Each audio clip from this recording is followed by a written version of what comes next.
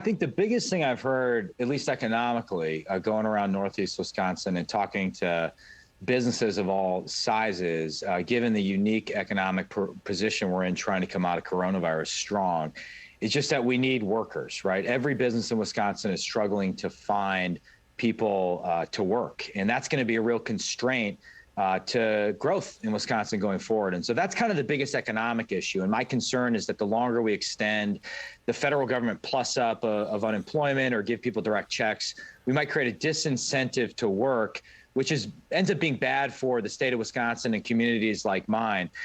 And you have criticized the price tag of President Biden's plans, but he did say that he'll pay for it by taxing the wealthiest 1% who have been evading what Biden calls their fair share, citing American billionaires increased their net wealth during the pandemic while the rest of the country struggled. Why couldn't this solution fund his plans? You know, I'm all about getting American jobs back here in America, growing Wisconsin jobs. And if we have an uncompetitive tax code relative to our international competitors like Communist China, and Biden would raise the corporate tax rate 3% higher than Communist China, we're going to see a ton of Wisconsin jobs get outsourced overseas. And that's going to hurt our community. We need to be bringing those jobs back here to America, incentivizing American manufacturing. We want Wisconsin to emerge as really the hub for that next generation of high-tech manufacturing. And we can do it if we get a few things right. And a big part of that is our tax code, making sure it's competitive.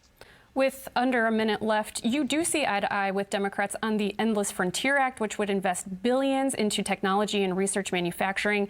Biden's jobs proposal also invests billions into research and development of new technologies.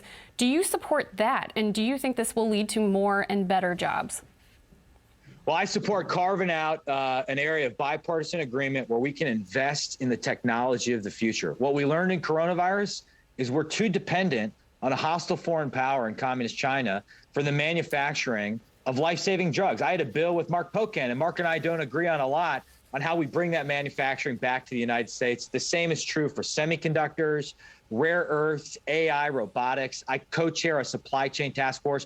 We are going to have to invest smartly to bring that manufacturing of critical technology back to the United States to make sure that we are the global hub for innovation and future technology, and that everyone still wants to come to America because we're the greatest country in the world. We need to leave it there. Representative Mike Gallagher, thank you so much.